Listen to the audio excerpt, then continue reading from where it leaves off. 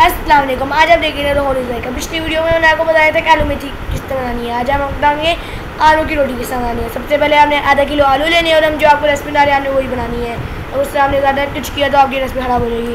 एक छोटी चम्मच नमक की लेनी है, एक छोटी चम्मच लाल मिर्च की लेनी है, सूखा धनिया भी एक छोटी चम्मच आपने डालनी है और एक प्याज छोटा आपने कुतर के डालना है। अनार दाना एक बड़ी चम्मच डालनी है, पुदीना थोड़े से पत्ते डालने हैं आपने उसके, धना मिर्च आपने एक टीस्पून डालनी है, सब्ज मिर्च आपने 5 कुतर के डालनी है, धनिया भी आपने थोड़ा सा डालना है और मैदे की आपने रोटियां बनानी है। 1 कप मैदे की आपने रोटियां बनानी है। उसके बाद आपने अपने सारे मटेरियल मिक्स कर लेने हैं। मटेरियल मिक्स करने के बाद आपने अपनी रोटी के पेड़े बनाने हैं छोटे छोटे, और आप जितने भी चाय बना सकते हैं। उसमें आपने फिर अब अगर आपने अपनी मर्ज़ी के पेड़े बनाने हैं तो उसके हिसाब से आप अपना मैदा डाल सकते हैं। उसके बाद आपने अपनी रोटी में वो स्टफ़ फिल करना है, उसे अच्छी तरह बेलना है। उसके बाद आप उसको तवे पे रख दें।